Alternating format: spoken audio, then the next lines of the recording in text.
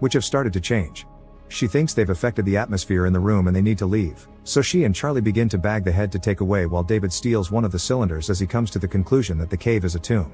At that moment, Yannick discovers there's a dangerous storm incoming and calls the doctors to warn them. Meredith gives them 15 minutes to make it back before she closes the ramp. The crew runs out of the cave and drives as fast as possible, making it back to the ship just in time. However, the alien head falls from the vehicle in the process and Elizabeth goes back to grab it, causing the storm to hit her and enter the ship. Charlie tries to rescue her by driving the vehicle through the wind, but he ends up getting stuck as well, and in the end they must be pulled away by David with a set of wires. Afterward, the crew begins working on decontaminating their bodies in the hangar, only to discover Milburn and Fifield haven't come back yet. It turns out the two scientists are lost inside the cave. Yannick manages to contact them to explain they can't pick them up because of the storm, meaning they'll need to wait until morning. Meanwhile, the team sterilizes the head and a quick scan reveals it's not an exoskeleton, it's a helmet. When they open it, they find a humanoid alien head inside with new cells changing on its forehead, so they decide to run a stem line into his brain to make it think it's alive.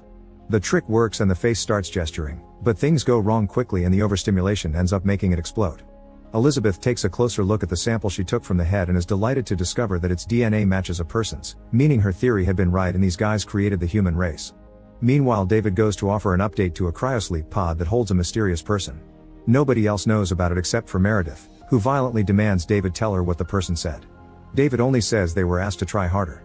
Then David goes to inspect the cylinder he brought in private, and inside he finds a bunch of capsules with a black liquid inside.